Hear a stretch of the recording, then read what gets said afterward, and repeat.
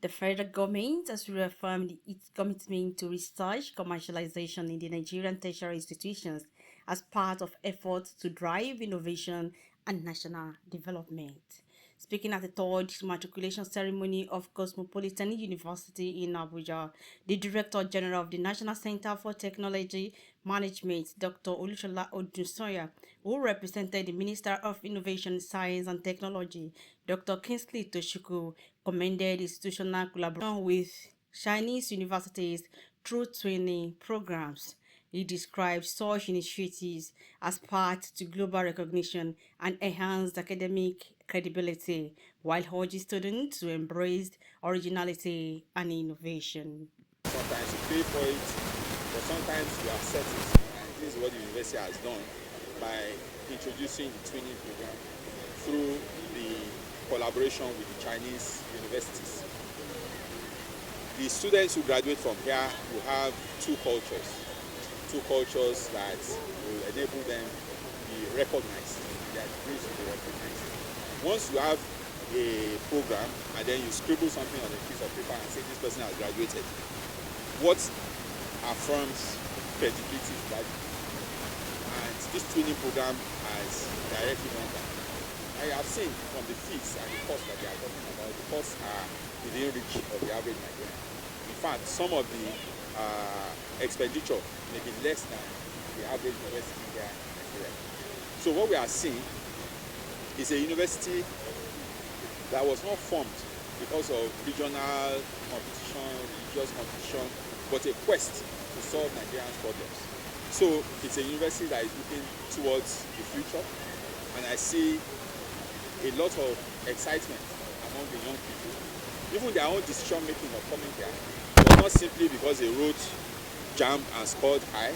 They made a conscious effort to come to a university where learning occurs and innovation is the driver, and they are not held back by anything for that quest for growth and development. I think it's an exciting place. The Vice Chancellor, Professor Carl Adams, charged newly admitted students to adopt innovation, entrepreneurship, and emerging technologies, noting that the institution is focused on equipping them with practical, future-oriented skills needed to thrive in a rapidly evolving global landscape. He highlighted opportunities for students across disciplines to acquire traditional certifications, drone piloting, while stressing the growing importance of artificial intelligence, high-performance computing, and digital innovation in shaping future careers. In what they do. This is what we do at our university. We encourage that entrepreneurial spirit. This is where we are able to help the students develop and nurture their creative spirits. So they can take courses in, as I mentioned at the matriculation, courses in drone flying, whether you're a nurse or an engineer, and become a professional drone pilot as an extra skill. It could be for an engineer learning or a health scientist learning how to use AI. So all these core skills, these will be the skills that are required in industry. The next 5 years, the professional professions, all of the professions will change. They'll be different to what they are now. When our students go out into the real world, they'll be prepared for that new professional environment, whichever that profession will be for them. So making a name for us, yes, certainly. We have people from different universities internationally that want to come here, that want to collaborate with researchers here. We have potential students that would like to come here. We have set up MOUs and partnerships with other universities. For instance, Chinese universities, where we can actually have students do part of the degree in China at a really reduced cost. China wants to collaborate with good quality researchers in Nigeria. We have people banging at our door, which is really nice. So what is your charge? Michael Iwenko described the matriculation ceremony as unprecedented, commending its organization and the massive turnout of students, parents, and stakeholders, while noting that hosting the event in the second semester marked a unique departure from tradition. It's a great one. First, when I heard that they were going to do matriculation in the second semester, I was puzzled because when we were in the university, we used to do matriculation during the first semester. That's to say that they are trying to do something unique.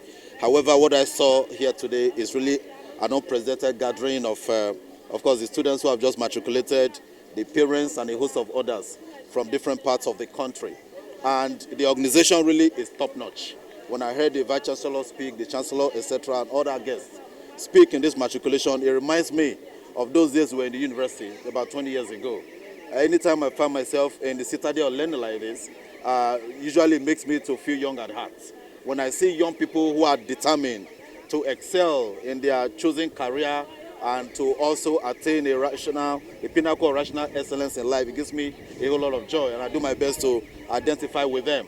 I'm actually here to represent the family of late Joshua Opia. The son matriculated today. We lost him October 30th last year.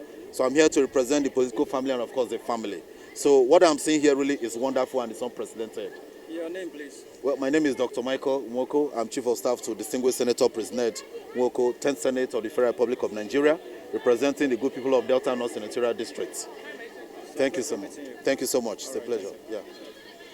Olivia Kiri of the International Food Policy Research Institute, IFPRI, praised the institution's rapid growth and emphasized on practical learning, noting that collaborations between academia and industry are essential for addressing real-world challenges such as food security, agricultural productivity, and women empowerment. To become a very good student, get my first class by God's grace. Then talking about today's matric, it was okay, it was nice. I actually saw my vice chancellor for the first time and I met my dean of my department, and it was really great to see most of my colleagues that I haven't seen together, and that is it. Okay, so what actually made your decision to choose this very university? Actually, it wasn't my choice. It wasn't my choice to come, but I did not regret coming to this university because it's nice and their facilities are great. Yeah. So what are your aspirations? What are your aspirations after the school? What are you Praise optimism about their academic journeys, with aspiration ranging from achieving first-class degrees and developing innovative technological solutions to pursuing careers in law and criminology aimed at promoting justice and building a safer society. Tolulope Akinyemi, Planet TV News.